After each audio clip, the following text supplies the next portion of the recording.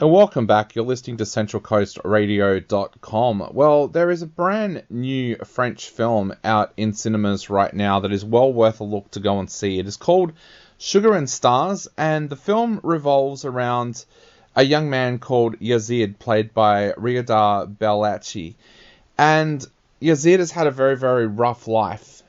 His mother was the kind of person that didn't know how to look after herself, let alone look after a child.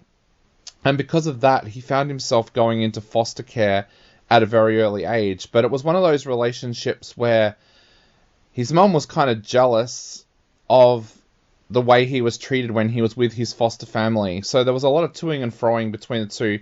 Eventually, he finds himself in a kind of hostel for kids. But he has a passion, and it's a weird passion. While the kids around him are into soccer and things like that, he dreams about becoming a chef, but not just any chef, a chef that deals in desserts. From a very, very early age, he has loved making desserts, and it's something that he's very good at.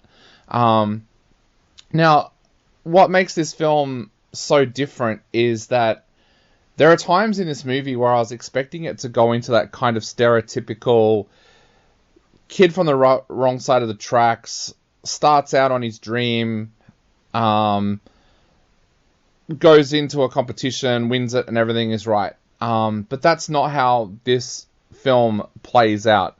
Basically, every time Yazid looks like he's going to make a go of becoming a chef, something stands in his way. For an example for that is he sees a chocolate sculpting competition, and he figures if he can win that, he will well and truly be on his way to becoming a chef. He makes this beautiful design at his foster family's house, makes it all up, and as he's about to put it into the car, his mother arrives, upsetting him and causing him to drop it and break it. And you just find yourself, when you're watching this film, going through all of these different moments where you think he's about to get ahead, and then something ultimately happens that drags him back, whether it be trouble at the hostel that he's at, friends getting him in trouble with the police, which happens in this, or his mum turning up and causing problems again. The other thing that this film really does well, and I think the writers and also the director, Sébastien Tillard, have done very well, is show what kind of obstacles fall in people's way. So often we'll see someone doing it tough and someone will say something about, well, they can get themselves out of that rut if they want to. But in this, we see things like him having a job at one point working in a kitchen, but he's having to sleep on the beach of a nighttime because his accounts are frozen because he's a ward of the state. So he can't access any of his money because he's run away from the hostel to start this job.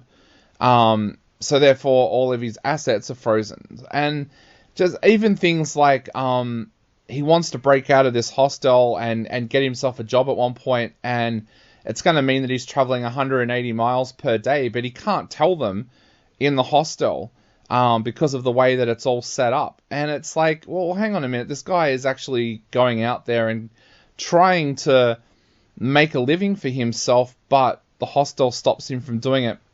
It also explores topics such as self-belief and belief in somebody. There's a boss at the hostel that doesn't believe in Yazid, and she thinks he's just a troublemaker. But meanwhile, there's another person who works there who believes in him and tries to support him the best they can. I thought this was a really, really well-written drama. It's well performed by Rita Balache, and I should say it is based on a real person. Yazid Ishamaran is a top-class chef.